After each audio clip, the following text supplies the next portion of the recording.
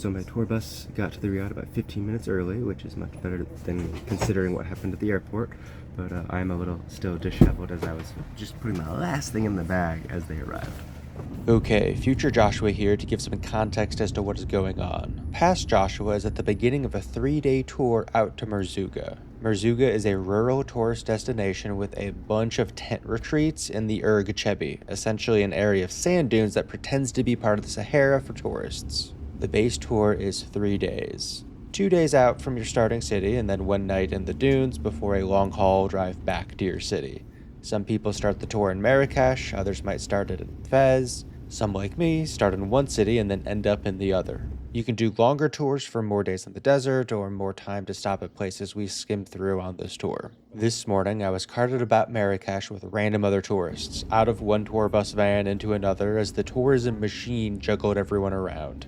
A dozen different tent camps with a handful of packages have all the drivers collecting everyone from their riads and hotels and shuffling them to the best tour group overall. Despite that, the main hub locations still mix a dozen groups together at any given time. Once our group of 11 was gathered, we began our trip. Day 1 has multiple roadside stops and tour sites on our way to our hotels for the night. The main highlights of Day 1 include passing through the High Atlas Mountains, Aït Benhaddou, and Ouarzazate. We had multiple stops along the way to stretch our legs, always at locations with vendors set up selling tchotchkes galore. This is our stop on the High Atlas Mountains. Our next destination is Aït Benhaddou, a Qasar. Qasars are earth fortress villages, and Aït Benhaddou is a UNESCO World Heritage Site just like the Medinas of Marrakesh and Fez.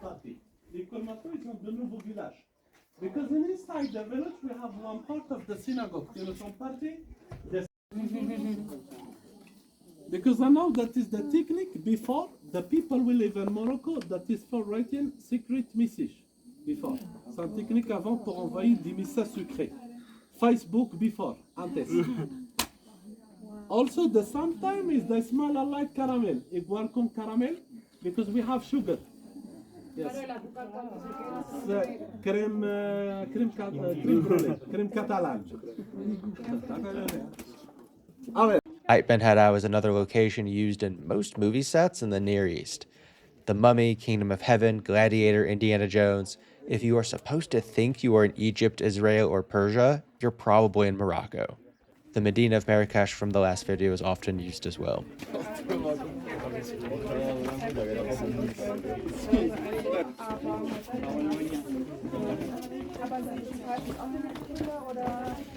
That is the place we're shooting Gladiator. The first one with actor Russell Crowe, l'ultimo, the last one with Denzel Washington. Igual la plaza, it's the same place. Morocco.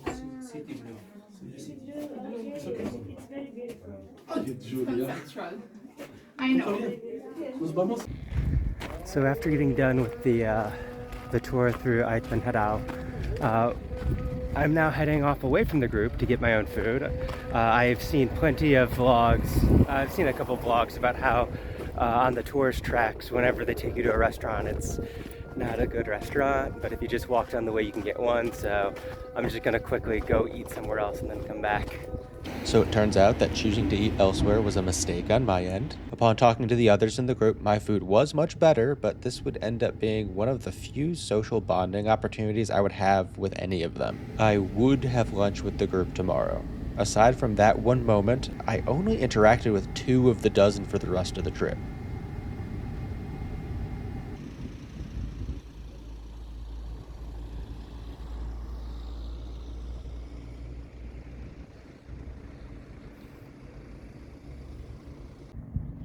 This isn't something we have time for. We only have 10 minutes here for photos, but on a return trip, that would definitely be something I would want to do, just based off of Ouarzazate and Ben Aït Benhaddou being like the major things that have brought me to Morocco. Like, yeah, no, that doing the cinema industry thing here would be an interesting thing.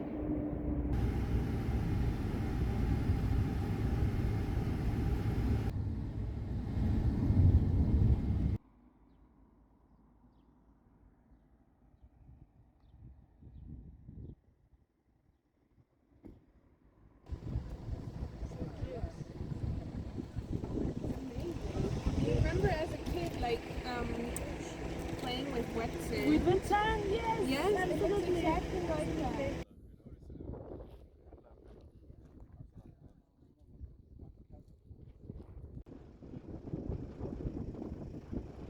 Okay, so we got to our hotels for the evening. All the hotels for the people on this van trip are all like along a single strip. A handful of people got dropped off at the first hotel. We drove down the way, no more than 100 meters or something.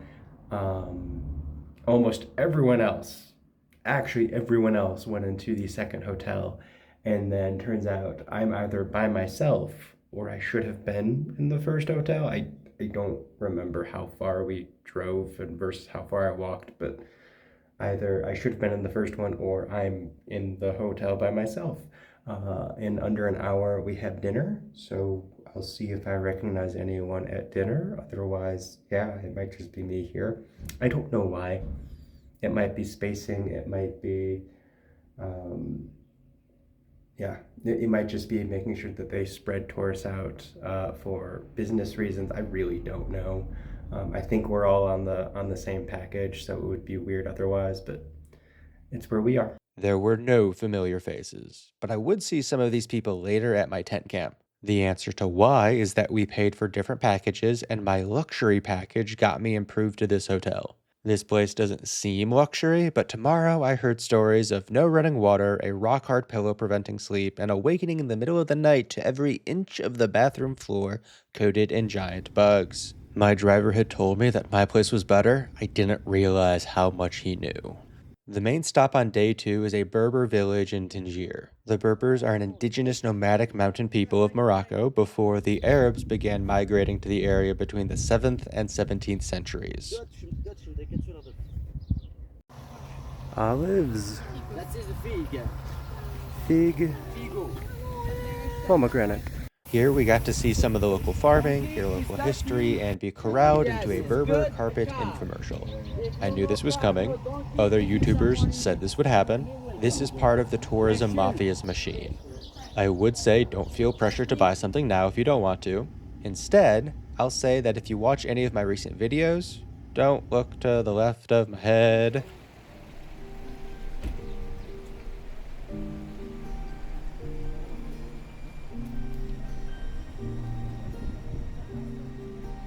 Vamos arriba.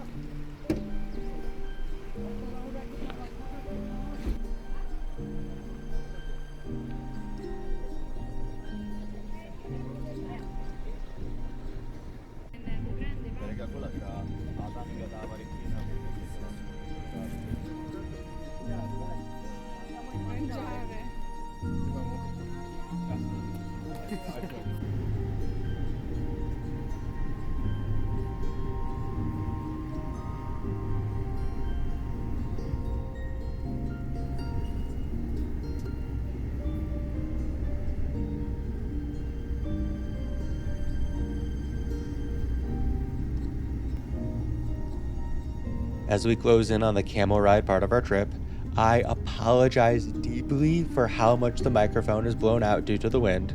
I have tried to make it tolerable. Just imagine what it is like to be there. Earlier in the trip, the tourism mafia tries to wrangle everyone into purchasing a head wrap and upselling the more expensive fabric through some charlatan sales techniques showing that cheaply dyed ones bleed far more than they actually do.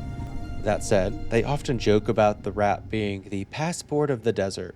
The level of wind at my arrival shows the truth of the joke. I promise if you can survive the audio into the desert, the audio coming out is great. So I got out to where the camel rides are, and once again I'm separated from the entire group. It's just me again and a bunch of other people.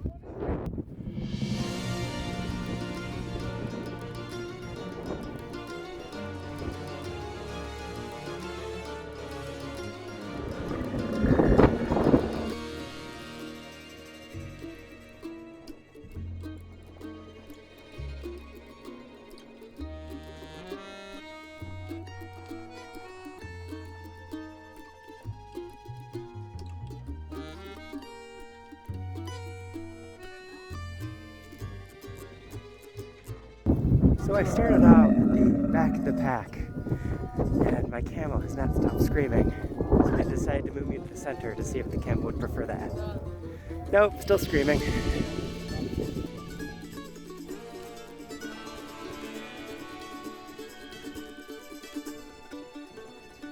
I believe they're moving me to the front now because I just want something big. Okay, now that we're out here in the Erg Chebbi, I wish someone had told me that sand is rough and coarse, and that it gets everywhere.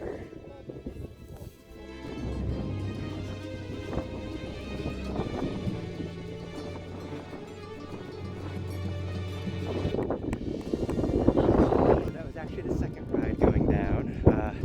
The first time they had initially just pulled out the sandboard, I jumped down, went down, didn't think about a video. And then after I got the board back up, the next guy ate sand halfway down. They had video. It's like, oh, well, whether I succeed or not, I need video. So after that one turn went, I went a second time. Yes, are you joining the conversation? Yeah, okay. Yeah?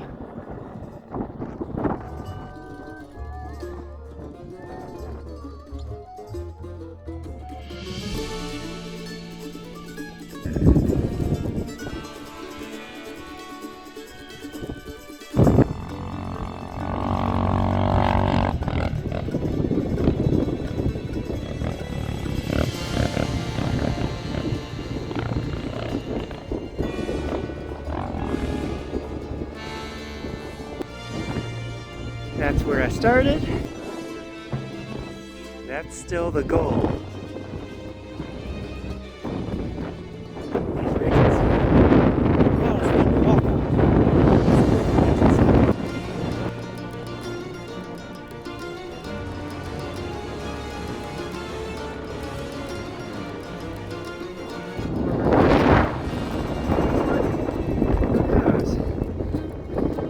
I don't know which one's the one I signed up for.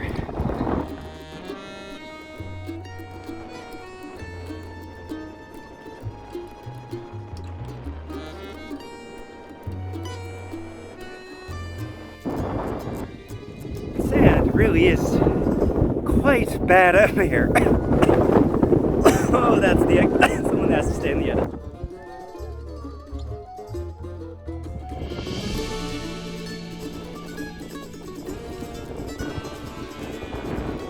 Also, another reason not to try to get the highest dune you can see. There's always going to be a higher dune.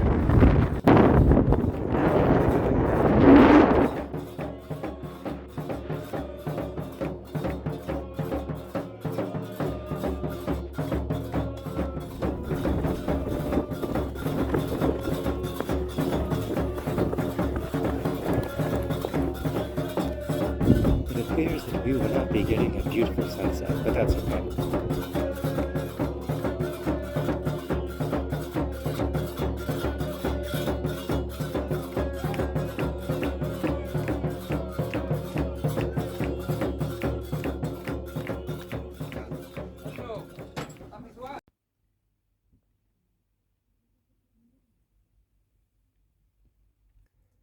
I've got to say, it's been a while since I've had to snort water to get sand out of my sinuses.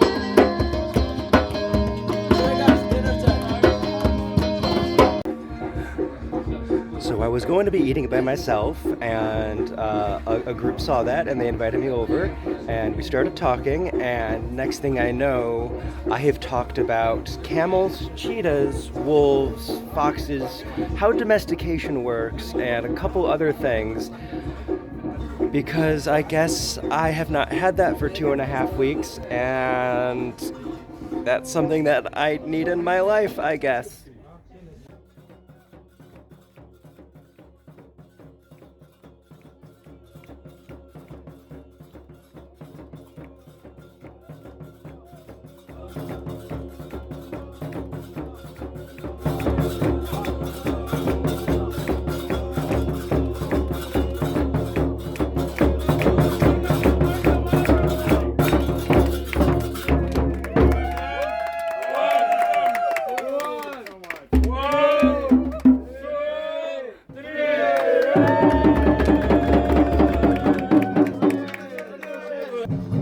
So it turns out that one of the guys I was lecturing to about animal species and all that stuff, the people he's with set up a surprise birthday cake thing, I guess. Pretty sure that's what's going on. I got corralled inside with the music, like, oh yeah, everyone come in here, not realizing what was going on. And so yeah, that was a nice surprise. Didn't feel like sticking around to actually eat it. They're, separating that all out right now, but I was definitely not part of that plan, so I'm not going to force myself to be part of that plan. Okay, it is now 4:50 in the morning. We have a 5 o'clock breakfast baggage drop off, and then 6 we'll be taking the camels back out through the desert, stop to see the sunrise.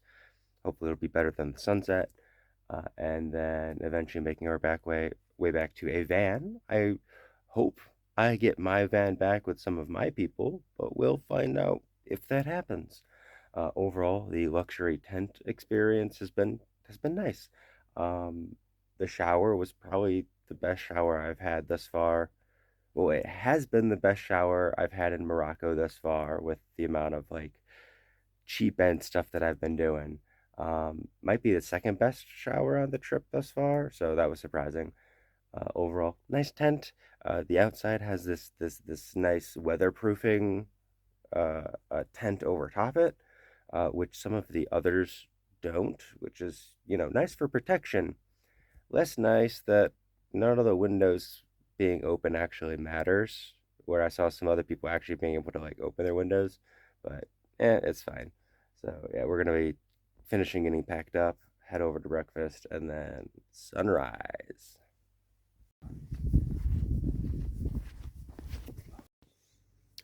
It was just by 30 seconds, but I managed to get into the breakfast hall, the meal hall, before all the lights got turned on. I have the power.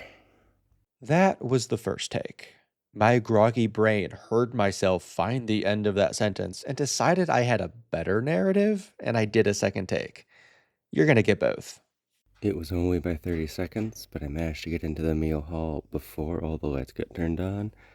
Feels like a Call of Duty Zombies objective, having to get to the room to turn on the power before you can continue.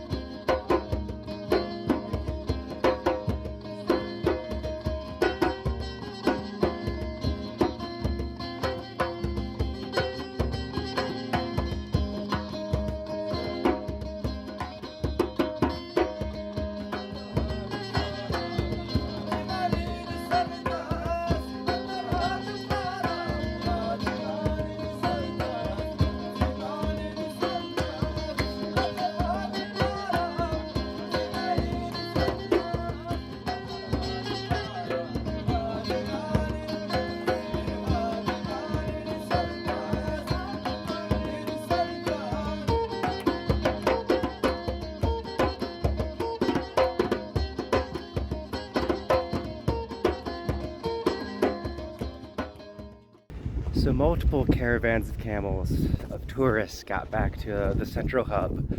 We all got our luggage. Like 3 or 4 vans of people just got on vans that they knew and left.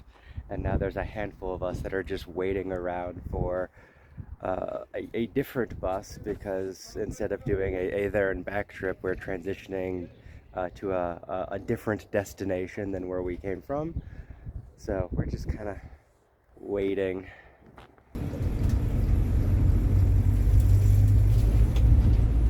As opposed to a bus, we are now in a van. I would say this is okay, but the ceiling is not ideal.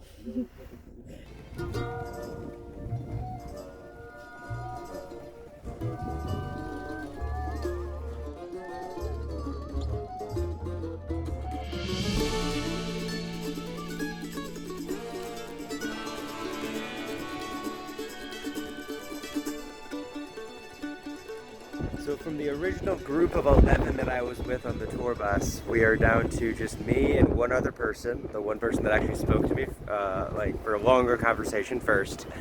Her name is Teeny. She'll be part of the Fes vlog.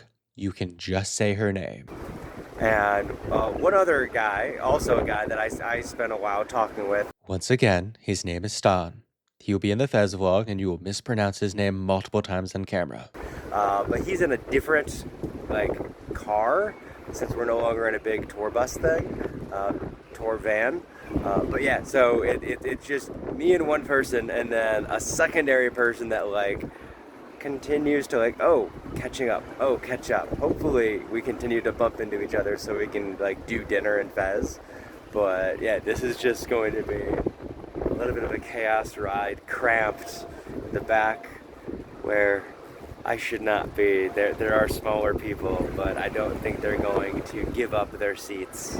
So it is what it is. I think there's another 5 hours or something. So it's just gonna be bad.